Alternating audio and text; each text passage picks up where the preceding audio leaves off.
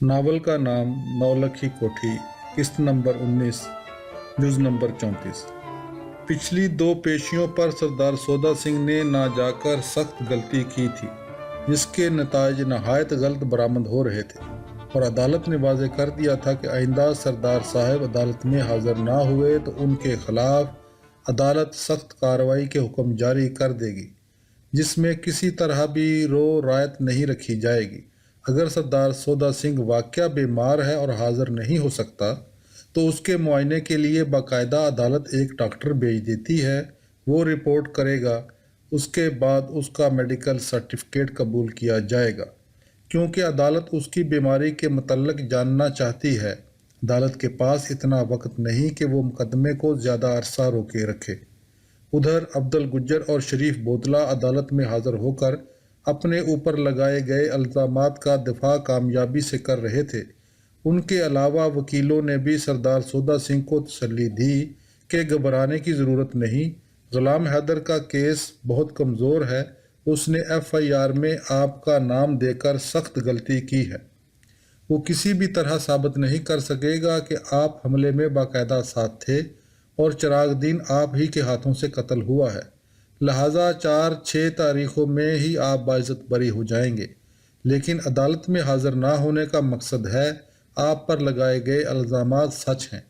दूसरी तरफ महाराजा पटियाला तो सिर्फ इतना ही कर सकता था, उसने आपकी अदालत में हाजिर हुए बगैर ही अबूरी ज़मानत के बाद पक्की ज़मानत भी करवा दी। लेकिन अब केस तो बहरहाल आपको लड़ना ही पड़ेगा, इसके लिए महाराजा कुछ नहीं कर सकता। फिर ये भी है कि आप अदालत जाएंगे तो बरी होंगे, घर बैठे तो सज़ा की ही तवक्को की जा सकती है। रही बात गुलाम हैदर की, तो उसमें इतना ज़ोर नहीं कि डांग सोटे की लड़ाई लड़ सके। उसकी राइफ़ल पिछले 3 माह से पुलिस ने जब्त की हुई है। वैसे भी राइफ़लें चलाना पढ़ाकुओं का काम थोड़ी है, इसके लिए जिगरे वाले लड़ाकू चाहिए। अगर उसके गिट्टों में पानी होता तो वो आज से 4 महीने पहले ही कुछ कर देता। मान लिया मलक पहजाद उसके साथ दे रहा है, मगर बूढ़ा शेर तो सरदार जी बेड़ से भी सस्ता होता है। उसके लड़ने मरने के दिन अब गए। वैसे भी पराई आग में कौन जलता है, इसलिए उससे डरने की ज़रूरत नहीं। वो कानूनी नुक्ते बताने के सिवा अब कुछ नहीं कर सकता। अलबत्ता सुना है नवाब इफ्तिखार ममदूट गुलाम हैदर के साथ उधर लाहौर के मुल्क में पढ़ता रहा है और दोनों मित्र हैं, मगर महाराजा की ताकत के सामने उसकी क्या हैसियत है। जब अब्दुल गुज्जर और शरीफ बोदले का कुछ नहीं कर सका, वो अपने बंदों के साथ दीदा दिलेरी से कोर्ट कचहरी में आते जाते हैं, तो फिर आप तो सरदार सौदा सिंह हैं, जिसके साए से पूरी तहसील कांपती है। इन तमाम नुक्तों को देखते हुए सरदार सौदा सिंह ने बलाखिर इस पेशी पर जाने का फ़ैसला कर ही लिया और इसका इंतज़ाम सरदार साहब ने हरे सिंह के हाथ में दे दिया। सरदार हरे सिंह सौदा सिंह का ख़ास मित्र, रंगा के बाद लड़ाई बड़ाई के अलावा अदालत कचहरी से भी पूरी तरह वाकिफ़ था और 10 बर्छियों वाले बंदों का अकेला मुकाबला करने में हर तरह से ताक। एक बनिए की टांगें तोड़ने के सिलसिले में कुछ अरसे के लिए जेल जाना पड़ा। चिरागुद्दीन का कत्ल और शाहपुर पर हमले के दिनों में ये मुंटगमरी जेल में था। हरे सिंह जेल से निकला तो सरदार सौदा सिंह में नए सिरे से जान पैदा हो गई, क्योंकि रंगा के मारे जाने की वजह से सौदा सिंह की ताकत आधी रह गई थी। इस बार पेशी पर जाने के लिए तैयार हो जाना असल में सरदार हरे सिंह ही की वजह से भी था, लेकिन अभी यह तय नहीं हो पाया था कि फ़िरोज़पुर जाने के लिए कौन सी सवारी इख्तियार की जाए। सरदार सौदा सिंह ने सब मित्रों को जमा करके सलाह के लिए बुला लिया, जिसमें फौजासियों ने आने से इनकार कर दिया। उसकी अब वैसे भी किसी को परवाह नहीं थी कि पिछले 1-2 वाक़यात की वजह से वो सरदार सौदा सिंह की नज़रों से गिर चुका था। अब भी अगर उसे बुलाया था तो मरवतन, और अगर वो नहीं आया था तो अच्छा ही हुआ, क्योंकि हर बार कोई ना कोई बुज़दिली का मशवरा देता। बेदा सिंह, रत्ता सिंह, पीत सिंह, जगबीर, हरे सिंह और सौदा सिंह का सक्का भतीजा शमशेर सिंह, अलगर्द फौजासियों को छोड़कर बाकी सब ही लोग हवेली में मौजूद थे और 3 दिन बाद वाली पेशी पर जाने के लिए गौर होने लगा। बेदा सिंह ने कृपान का पटा दाएं पहलू की तरफ मोड़ते हुए उसका कड़ा सीधा किया और कहा, सरदार साहब, ये बात सच है कि गुलाम हैदर एक नातजुर्बाकार मुंडा है, पर मुसले का कोई एतबार नहीं। अपनी हिफाजत करना गुरु जी ने लाजम करार दिया है, اس لیے فیروز پور عدالت میں حاضری دینے کا پروگرام اس طرح بناؤ کہ دشمن دانتوں سے انگلی نہ نکال سکے۔ اس کے ساتھ یہ بھی طے کر لو کہ فیروز پور میں رہنے اور وہاں سے واپسی کا کیا پروگرام ہونا چاہیے کہ دشمن کسی طرح کا وار نہ کر سکے۔ بیدا سنگھ اتنی ہی بات کر کے بیٹھ گیا۔ اس کے بعد جگبیر سنگھ اٹھ کر کھڑا ہو گیا اور اپنی بڑی بڑی مونچھوں کے درمیان سے بولا، سردار سودا سنگھ، سب سے بڑا خطرہ غلام حیدر کی طرف سے نہیں، عدالت سے ہے۔ مسئلے میں اتنی جان نہیں، آپ پر ہاتھ اٹھائے۔ ہم 30 بندے ڈانگوں اور برچھیوں سے لد کر نکلیں گے تو غلام حیدر کے بندوں کے پد نکل جائیں گے۔ گھبرانے کی کوئی ضرورت نہیں، بس ہر طرح سے اسلحہ ساتھ بن لو اور واہ گرو کو یاد کر کے چل پڑو۔ یہ کہہ کر جگبیر سنگھ بھی بیٹھ گیا۔ پھر 2-3 متروں نے مزید اپنی صلاح دی۔ جب سب لوگ مشورہ دے چکے تو آخر ہرے سنگھ بولا، سردار جی، میری صلاح ہے کہ ہم فیروز پور 4 تاریخ کو پیشی پر جانے کی بجائے پرسوں ہی نکل جاتے ہیں اور ریل کے ذریعے ہی جاتے ہیں۔ منڈی گرو ہرسا سے 2 بجے گاڑی نکلتی ہے۔ ہم اگر جنڈو والا سے صبح 10 بجے نکلیں تو آرام سے 12:30 بجے اسٹیشن پر پہنچ جائیں گے۔ وہاں سے سیدھا صادق والا کے راستے سے فیروز پور جا پہنچے۔ یہ راستہ محفوظ بھی ہے اور غلام حیدر کی جوں سے بھی دور پڑتا ہے۔ اگرچہ لمبا کاٹ کے آنا پڑتا ہے مگر ہے یہی راستہ مناسب۔ اس راہ سے ہم 5 بجے شام تک فیروز پور میں داخل ہو جائیں گے اور بھائی پھجا سیوں کے ڈیرے پر جا کر آرام کریں گے۔ پھر اگلے دن سویرے ہی عدالت کی چوکی پر جا بیٹھیں گے۔ کرپانیں ہمارے ڈبوں میں ہوں گی اور ڈانگیں ہاتھوں میں۔ اگر ذرا بھی خطرہ نظر آیا تو فوراً نکال کر ڈانگوں پر چوڑیاں کس لیں گے۔ پر میرا خیال ہے یہ نوبت نہیں آئے گی کیونکہ غلام حیدر کی رائفل فرنگیوں نے اپنے قبضے میں کی ہوئی ہے، جو میری اطلاع کے مطابق ابھی تک اسے واپس نہیں ملی، اور اس کا اصل ہتھیار ہے۔ ڈانگ سوٹا وہ چلانا نہیں جانتا۔ دوسری بات یہ ہے کہ غلام حیدر عدالت میں حملہ کرنے کی حماقت نہیں کرے گا۔ اس صورت میں موقع پر ہی پکڑا جائے گا۔ اگر اس نے یہ پاگل پن کر ہی دیا تو سردار جی واہ گرو کے صدقے سے ہم چھویاں چلانا جانتے ہیں، پھر مسلوں کے ساتھ میدان کے بیچ اسی عدالت میں جفا ڈال دیں گے۔ سرداروں کے سینے بھی مجھوں کے جگرے لے کے پیدا ہوتے ہیں۔ میرا تو یہی مشورہ ہے سردار جی۔ اسی طرح واپسی بھی اسی رستے سے پیشی کے اگلے دن کریں گے۔ پیشی والے دن فیروز پور ہی رہیں گے لیکن واپسی میں گرو ہرسا تک جانے کی بجائے پہلے ہی ورکھا خرد اسٹیشن پر اتر جائیں، جہاں ہمارے بندے سواریاں لے کے کھڑے ہوں گے۔ یہاں سے جنڈو والا تک فاصلہ کچھ زیادہ طے کرنا پڑے گا لیکن یہی مناسب ہوگا، باقی گرو جی شرما رکھو۔ اس پروگرام میں ہر ایک نے اپنی اپنی صلاح مزید پیش کی اور بیدا سنگھ نے ریل کے سفر سے اجتناب کرنے کا کہا اور بجائے گرو ہرسا کے فرید کوٹ کی طرف سے فیروز پور جانے کا مشورہ دیا، مگر یہ ناممکن تھا۔ گرمی زیادہ تھی اور جانوروں کے لیے 60-70 میل کا سفر طے کرنا ممکن نہیں تھا۔ اس لیے ریل کے ذریعے ہی فیروز پور جانے کا پروگرام بنا۔ البتہ 20 بندوں کی بجائے ان کی تعداد 30 کر لی گئی، جو ہر قسم کی ڈانگوں اور برچھیوں سے لیس سردار سودا سنگھ کے ساتھ ہوں۔ ان کی کمان ہرے سنگھ کے ہاتھ میں دینے کا فیصلہ ہوا۔ اس کے بعد سب متروں کو اپنی اپنی تیاری کرنے کا کہہ کر سردار سودا سنگھ حویلی کے اندرونی حصے میں چلا گیا، جہاں بینت کور اس کا بے چینی سے انتظار کر رہی تھی۔ بینت کور سردار سودا سنگھ کو دیکھتے ہی اٹھ کھڑی ہوئی اور بھاگ کر قریب آ گئی۔ سودا سنگھ اس کی طرف دیکھ کر فقط مسکرا دیا لیکن بولا کچھ نہیں۔ مسکراہٹ سودا سنگھ کے دل سے نہیں نکلی تھی، اس میں ایک طرح سے اکتاہٹ کا رنگ نمایاں تھا، جسے بینت کور محسوس کیے بغیر نہ رہ سکی۔ سردار سودا سنگھ آگے بڑھ کر پلنگ پر پاؤں لٹکا کر بیٹھا تو بینت کور سردار سنگھ کے پاؤں سے غصہ اتارنے لگی۔ رات کا ایک پہر گزر چکا تھا۔ سودا سنگھ پر نیند کے کہیں آثار نہیں تھے۔ گرمی کی وجہ سے پلنگ کمرے کی بجائے صحن میں موجود تھا اور صحن بھی کافی کھلا تھا، جس میں بینت کور اور سردار سودا سنگھ کے پلنگوں کے علاوہ کوئی دوسری چارپائی نہیں تھی۔ ہوا چل رہی تھی مگر سودا سنگھ کو اپنی سانس گھٹتی ہوئی محسوس ہو رہی تھی۔ بینت کور سردار جی کے جوتے اتار چکی تو سودا سنگھ کو بینت کور پر ایک دم پیار آ گیا۔ سردار نے اسے بازوؤں سے پکڑ کر سینے پر لٹا لیا اور اس کا منہ چومنے لگا۔ اس رویے سے مغلوب ہو کر بینت کور مکمل طور پر سردار جی کے پہلو میں دبک گئی اور لیٹے ہی لیٹے سردار جی کی پگڑی اتار کر جوڑے کے بل کھولتے ہوئے بولی، سودے کیا ایسا نہیں ہو سکتا تو پیشی پر نہ جائے؟ बिनत कौर ने इल्तिजा कुछ ऐसे गमगीन लहजे में की कि सरदार सौदा सिंह के रोंगटे खड़े हो गए और वो बोला, बिंतो दिल तो मेरा भी यही करता है कि ना जाऊं, पर क्या करूं, ये फरंगी नहीं मानते। सच पूछो तो अब मेरा दिल यही करता है हवेली से बाहर ना निकलूं। बिनत कौर सरदार जी के जूड़ों में हाथ फेरते हुए दोबारा बोली, सरदार, आज तेरे आने से थोड़ी देर पहले मेरी कुछ देर के लिए आंख लग गई थी और मैं ख्वाब देखकर डर गई। क्या देखती हूँ, तेरे जूड़े खुले हुए हैं और तुझे कोई बघियाड़ खींच कर ले जा रहा है। ये देखकर मैं चीख मार के उठ खड़ी हुई। सौदे, अगर तूने फिरोजपुर जाना ही है तो मुझे साथ लेता जा, वरना ना जा। सरदार सौदा सिंह का दिल बंतों का ख्वाब सुनकर कांप गया, लेकिन जी को संभाला देते हुए बोला, ओ कमली, हौसला रख, वह गुरु शर्मा रखेगा, तू इधर क्या करेगी। मेरे साथ मेरे बड़े मित्र हैं गामे गुलाम हैदर जी, इतनी तड़ नहीं कि वो मुझ पर हमला करे। हरे सिंह, जगबीर, बेदा सिंह और दूसरे सब मित्र मेरे साथ हैं ना। सरदार जी, तुसी नाराज ना हो तो मैं एक विनती करती हूँ।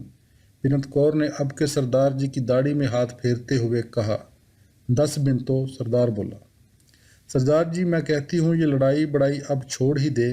देख, किकरों के तुकले दोबारा गिरने वाले हो गए, पर अपनी ओलख नहीं गई।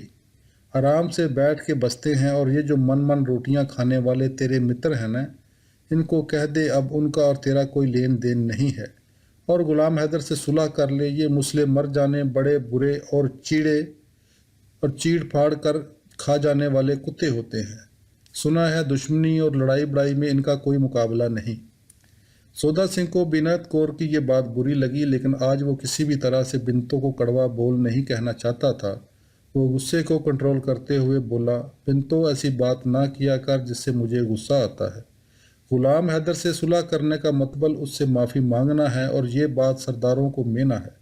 ये ज़रूर है कि एक बार इस रौले से जान छूट जाए तो बिनतो, तेरे सर की सौं दोबारा किसी ਨੂੰ तंग नहीं करूँगा। ये कहकर सरदार सौदा सिंह ने एक हाथ से पास ही तपाई पर जलती हुई लालटेन की बत्ती मरोड़ कर अंधेरा कर दिया, और वह दूसरे हाथ से बिनत कौर की शलवार का ज़ारबंद खींच दिया। जुज़ नंबर 35। जून का आगाज़ हो चुका था। सख्त गर्मी और धूप ने तमाम काम मुअत्तल कर दिए थे। इसके बावजूद विलियम ने बहुत सी चीज़ों को इस तरह मंजबत कर दिया कि अक्सर तहसील में शुरू किए गए काम चल रहे थे। विलियम के दिमाग में एक बात बड़ी शिद्दत से चक्कर खा रही थी। मानसून की बारिशों का ज़माना करीब था, जिसमें तकरीबन सारे पंजाब में हर तरफ पानी के गुब्बारे छूट पड़ते थे, और ये सारा पानी बेकार ही चला जाता। विलियम इस पानी से कुछ काम लेना चाहता था, जिसके लिए उसने एक तरकीब सोची थी।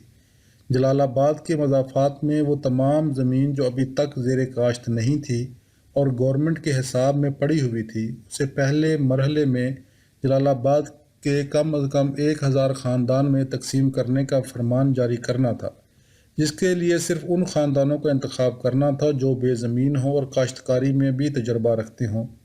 इस मंसूबे पर विलियम पिछले 3 महीनों से खुफिया तौर पर काम कर रहा था, और अब जाकर उसकी मंजूरी हुई थी। वो ये तकसीम अपनी निगरानी में करवाना चाहता था ताकि मंसूबा फेल ना हो। उसे ख़ानदानों के कवायफ और उनकी सलाहियतों को जानने में गज़ट ने बड़ी सहूलत फराहम की थी, लेकिन मुख्तलिफ़ औक़ात में लोगों को बुलाकर बातचीत करने से भी कई बातें समझ में आई थी। इस सिलसिले में उसने किसी सिफारिश और रायत को इस्तेमाल ना कर देने पर इरादा रखा था। इसलिए आज उसने महकमा माल के तमाम अफसरों का अजलास तलब किया हुआ था, और सुबह से उस पर अमल कराने के सिलसिले में सलाह मशवरा जारी था। दरअसल विलियम ने उकाड़ा छुट्टी गुजार कर आने के बाद बहुत ही गर्मजोशी से फ़राइज़ अंजाम देने की तरफ ध्यान दिया, और तहसील की माशी तरक्की के लिए ख़ासकर मुतवज्जा हुआ, जिसमें कुछ काम की तरफ तो उसने आते ही दिमाग लड़ा दिया था। इनके अलावा विलियम को 8-9 माह यहाँ गुजारने के बाद एहसास हो रहा था कि तहसील की अक्सर अवाम ऐसी है जिनके पास ना ज़मीन है और ना ही ऐसा कारोबार जो उनके दाल पानी का सहारा बन सके। वो महज बड़े ज़मींदारों के बाजगुजार ही बनकर रह गए थे। इसकी वजह से अपने आप को चोरी और डकैती में भी मुलव्वस करके जराइम का सबब बनते थे। इन कामों में ख़ासकर ज़िला फ़िरोज़पुर मशहूर हो चुका था, और उसमें भी तहसील जलालाबाद सर फ़हरिस्त थी। گزٹ کی تمام رپورٹ میں یہ بات واضح تھی کہ تحصیل جلال آباد میں ایک طرح سے انگریزی قانون نافذ العمل نہیں ہے۔ ستلج کے قریبی جنگلات ان مجرمانہ کارروائیوں کے لیے بڑی محفوظ پناہ گاہیں تھیں، جہاں پولیس کو کارروائی کرنے میں نہ صرف مشکل پیش آتی بلکہ ان کی جان کو بھی خطرہ لاحق ہو جاتا۔ اس لیے پولیس ان علاقوں میں جانے سے گریز کرتی۔ چور اور ٹھگ وغیرہ اکثر اسی بات سے فائدہ اٹھاتے۔ یہی وجہ تھی کہ مال مویشی کی چوریاں معمول بن چکی تھی۔ آئے دن گورنمنٹ کے لیے مسائل پیدا ہو جاتے اور چوری کا پیشہ نہایت ترقی کر گیا۔ بار بار کی تنبیہ اور سرزنش کے باوجود جب بڑھتا ہی گیا تو ولیم نے خاص کر 15-20 ان زمینداروں کو دفتر میں طلب کر لیا جن کے متعلق خاص کر رپورٹیں تھیں کہ وہ رسہ گیری کرتے ہیں اور چوروں کو پناہ دیتے ہیں، بلکہ غریب اور بے روزگار لوگوں کو چوری اور ڈکیتی پر یہی لوگ لگاتے ہیں۔ یہ زمیندار زیادہ تر اٹھاڑ کے علاقے سے تعلق رکھتے تھے، جن پر ہاتھ ڈالنا پولیس کے لیے سردردی کا باعث تھا۔ دوپہر کی گرمی میں تحصیل کمپلیکس کے لان میں موجود برگد کے نیچے یہ زمیندار آج صبح 8 بجے ہی آ کر بیٹھ گئے تھے۔ ان کی سفید پگڑیوں پر پفیں لگی تھی اور پگڑیوں کے کنارے اس طرح ہوا میں لہرا رہے تھے جیسے سانپوں کے پھن جھول رہے ہوں۔ یہ سب چودھری اپنے اپنے علاقے کے وائسرائے تھے، لیکن برگد کے پیڑ تلے بیٹھے طویل انتظار کے باوجود ان کو کسی قسم کی اکتاہٹ محسوس نہیں ہو رہی تھی۔ انہیں نہ صرف خود بلکہ ان کے عزیز و اقربا کو بھی احساس تھا کہ یہ ان کی زندگی کا پہلا موقع تھا جب کسی انگریز افسر نے انہیں اپنے دربار میں بلا کر ملاقات کا شرف بخشا تھا۔ اب جتنی دیر تک زندہ رہیں گے یہ فخر ان کے ساتھ چلے گا، اس لیے انگریز بہادر کا اتنا انتظار کروانا ان کے لیے زیادہ تکلیف کا باعث نہیں تھا۔ پھر ایک ہی تو دن کی بات تھی، ان میں زیادہ تر زمیندار وٹو، بودلے، بٹی راجپوت اور کھرل قبیلوں سے تھے اور سب کے سب مسلمان تھے۔ ویسے بھی ایک دوسرے کے واقف ہونے کی وجہ سے ان کا آپس میں کھل کر باتیں کرنے میں کوئی چیز مانے نہیں تھی۔ یہ سب چودھری برگد کی ٹھنڈی چھاؤں میں لکڑی کے بینچوں پر بیٹھے حقوں کی گڑگڑاہٹ سے کسیلے دھوئیں کی لہریں چھوڑ رہے تھے۔ ان کے حقے نہایت شاندار اور بڑی بڑی چلموں اور پیندوں والے تھے، جن کی نڑیاں نوکروں نے تھامی ہوئی تھی۔ زمیندار اپنے ساتھ یہ چرب زبان نوکر اس لیے لائے تھے کہ حقہ پکڑنے کے ساتھ دوسروں کو اپنے مالک کے سچے جھوٹے قصے بھی نون مرچ لگا کر سنائیں۔ یہ فریضہ وہ اچھے طریقے سے ادا کر رہے تھے اور ایسی دور دور کی ہانک رہے تھے کہ خدا کی پناہ۔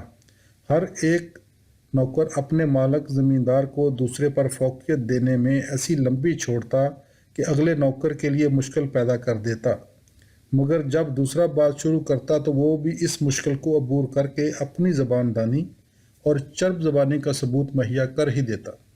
ان گپوں اور زبان کے چٹخاروں میں کسی کو کچھ پتہ نہ چلا کتنا وقت نکل گیا ہے۔ اسی طرح ان کو 11 کا وقت ہو گیا۔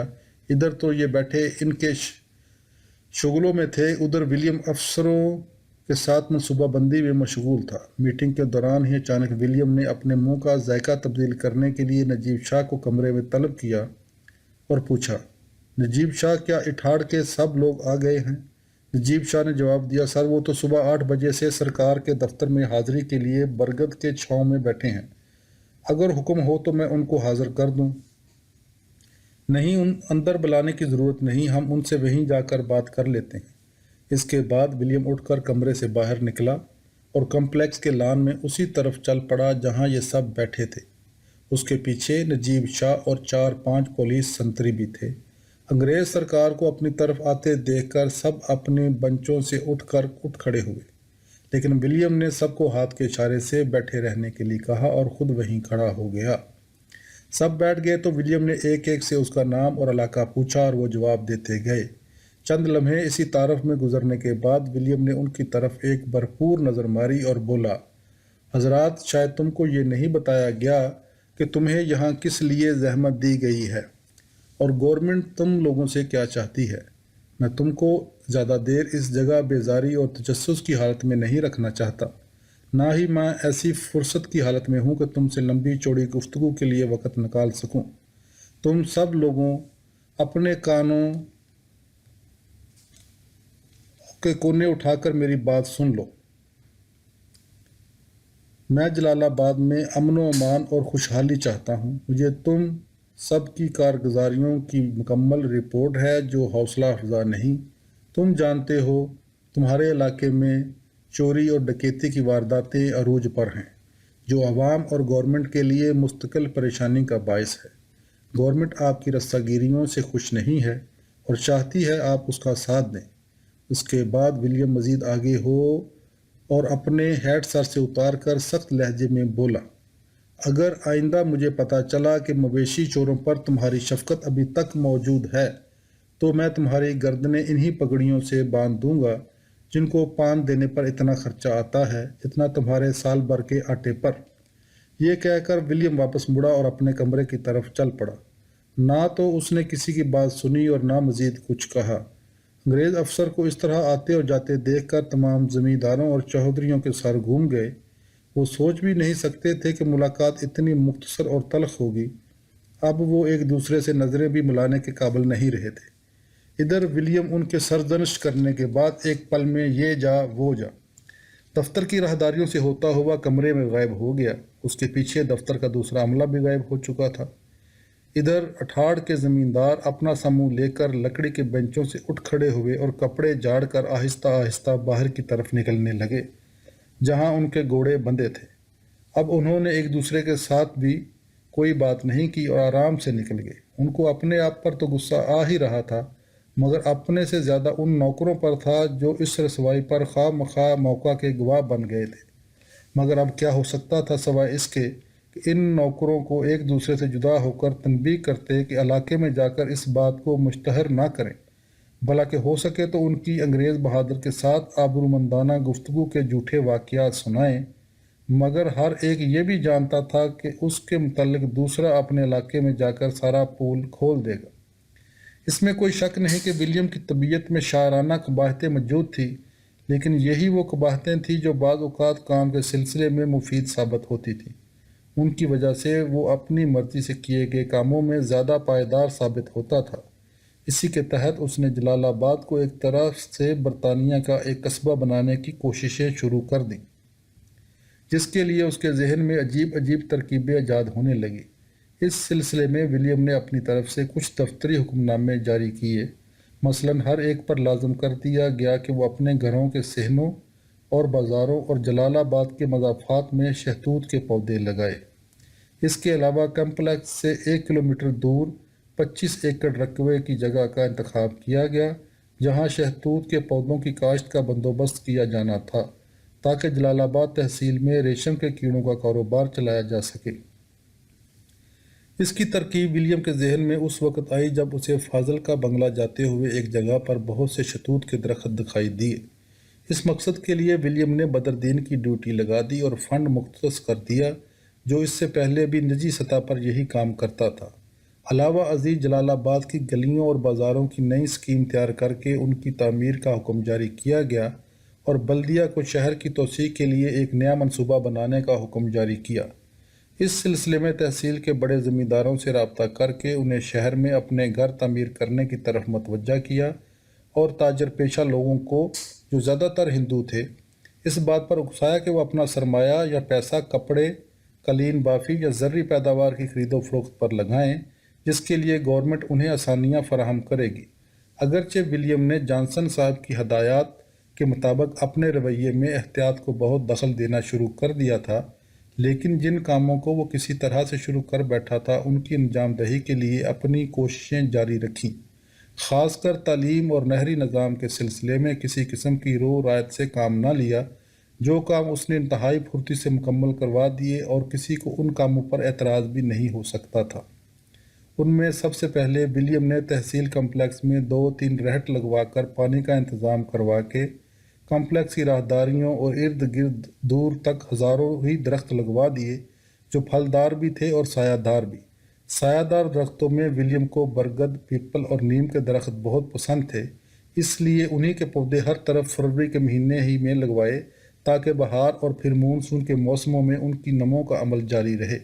اس کے علاوہ تمام مالی اور نہری پٹواریوں سے زمینوں کے گوشوارے منگوا کر مال افسروں کے ذریعے زمینداروں تک ہدایات پہنچا دی گئی کہ اگر انہوں نے دیے گئے ٹارگٹ کے تحت اپنی زمینوں میں فصل کی کاشت اور شجرکاری نہ کی تو ان کو جرمانے اور زمینوں کی ضبطی کی سزا دی جائے گی۔ ان احکام کا خاطر خواہ نتیجہ جلد ہی سامنے آنے لگا۔ حکم کے مطابق ایک دو زمینداروں کی جب زمین واقعہ ضبط کر لی گئی تو دوسروں نے ہدایات پر پورا عمل کرنے کی طرف توجہ دی۔ ولیم نے بذات خود کئی جگہ کا دورہ کر کے حالات کا جائزہ لیا، جس پر تحصیل کے تمام عملے کو کان ہو گئے۔ ایک اور بات جو ولیم کے کہے ہوئے کام کو پورا کرنے کے لیے مفید ہو رہی تھی وہ اس کی یادداشت تھی۔ ولیم ایک دفعہ جو کام کہہ دیتا پھر اسے بھولتا نہیں تھا اور گاہے گاہے اس کے متعلق پوچھتا رہتا۔ محکمہ تعلیم کے بارے میں مولوی کرامت کی خدمات پر بھی ولیم کی تلسی داس سے بات ہو چکی تھی۔ مسلمان بچوں کی تعداد بڑھانے میں مولوی کرامت نے معجزانہ طور پر کردار ادا کیا تھا۔ اس نے صرف 2 ماہ کے اندر 100 بچوں میں اضافہ کر دیا۔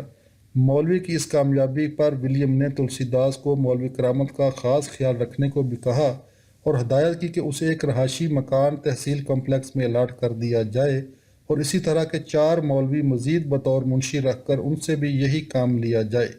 لڑکوں کے لیے نئے اسکولوں کے قیام، بچیوں کے لیے بھی کچھ اسکول کھولنا اور نئے منشیوں کی بھرتی کے علاوہ بنگلہ نہر کے بارے میں جو کیس تیار کر کے ولیم نے اسٹیبلشمنٹ کو بھجوائے تھے ان پر بھی اپروول آ چکی تھی اور ان پر کام کروانے میں ولیم کو کسی بھی قسم کی نرمی کرنے کا ارادہ نہیں تھا۔ اسی وجہ سے ان پر انتہائی تیزی سے کام شروع ہو چکا تھا۔ ڈپٹی کمشنر ہیلے بھی ولیم سے اس بارے میں مکمل تعاون کر رہا تھا، جس کے متعلق پہلے ولیم کو بعض اندیشے تھے، لیکن اب وہ اندیشے بھی ختم ہو چکے تھے۔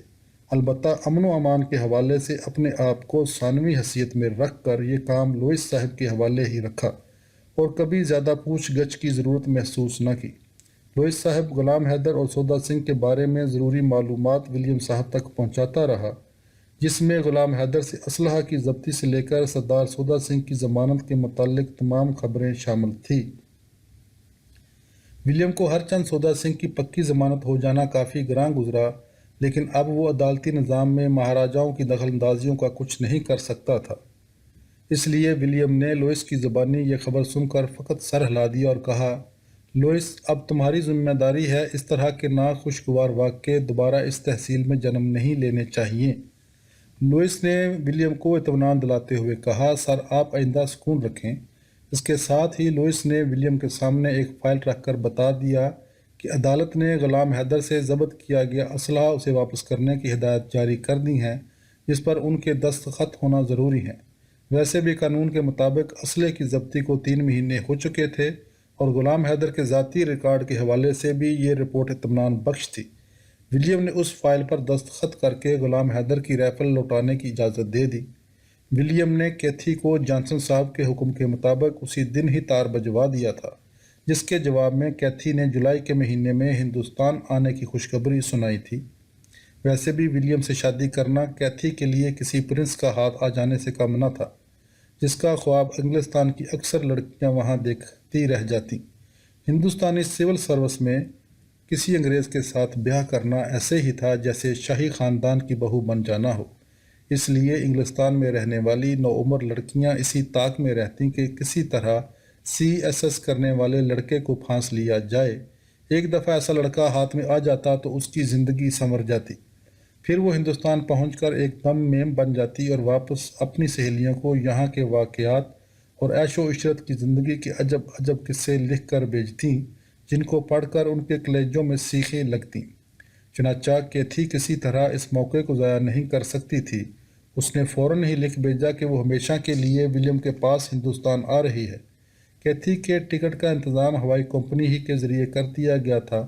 اب وہ 20 جولائی یعنی 10 دن بعد دہلی پہنچ رہی تھی۔ ولیم کا اسے وہاں سے خود جا کر وصول کرنے کا ارادہ تھا، جس کے لیے اس نے اپنے قریبی دوست جان لیور کو پیغام بھیج دیا کہ وہ اگلے پیر کو دہلی آ رہا ہے۔ یہ سفر اس نے ریل پر ہی کرنے کا ارادہ کیا تاکہ کیتھی کو لے کر سیدھا لاہور چلا جائے، جہاں تمام رسوم کو بالائے طاق رکھتے ہوئے مال روڈ کے کیتھیڈرل چرچ میں نکاح پڑھ لے۔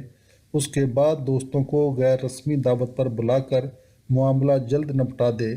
اس سلسلے میں ولیم نے 1 ماہ کی چھٹیوں سمیت چند مزید انتظامات کر لیے کہ اپنی نولکھی کوٹھی کی کافی آرائش کروا دی۔ جو پہلے بھی کسی طرح کم نہیں تھی۔ اس بات کا بھی خیال رکھا کہ اگر اسے چھٹیوں کے بعد جلال آباد منتقل ہونا پڑے تو اس لحاظ سے بنگلے کی بھی درستی کر دی جائے، جس پر کام جاری تھا۔ اس کے علاوہ ولیم نے اکاڑا میں چرچ روڈ پر ایک کرسچن مشنری اسکول کی بنیاد رکھنے کا بھی منصوبہ بنا لیا اور اس کا انتظام اپنے دوست ڈینی کے ہاتھ میں دے دیا۔ اس کو چلانے کے لیے رقم کا بندوبست بھی دونوں دوستوں نے مل کر کرنا تھا، لیکن سردست کیتھی سے شادی کرنا سب سے اہم معاملہ تھا اور اس کا موقع انتہائی قریب تھا، جس کا خیال ہی ولیم کو سرشار کر دینے کے لیے کافی تھا۔ غرض یہ کہ پچھلے 10 دن کے دوران ولیم نے اپنے متحد تمام تحصیل کی سطح کے انتظامی شعبوں کا فرداً جائزہ لیا اور ان پر مختلف ہدایات جاری کی، جس کی تفصیلی رپورٹ اسے چھٹی کے دن بھی پہنچانے کا پابند بنایا تاکہ کام تعطل کا شکار نہ ہو۔ اس طرح اپنا کام نپٹا کر اور ہر طرح سے دفتری امور سے مطمئن ہو کر ولیم 5 بجے اپنے کمرے سے نکلا۔ شام کا وقت قریب آ گیا تھا، لیکن گرمی میں ابھی بھی اتنی شدت تھی کہ جلد جلس جانے کا اندیشہ ہو رہا تھا۔ ولیم کو لگا ابھی لو لگ جائے گی، لیکن آج اسے اس طرح کی گرمی کی کوئی پرواہ نہیں تھی۔ کیتھی کا خیال ہی اس کی طبیعت میں بہار پیدا کر دینے کے لیے کافی تھا۔ ولیم آہستہ آہستہ چلتا اپنے بنگلے پر آیا اور دہلی کے لیے اپنے ملازموں کو ہدایات دیں۔ جاری ہے۔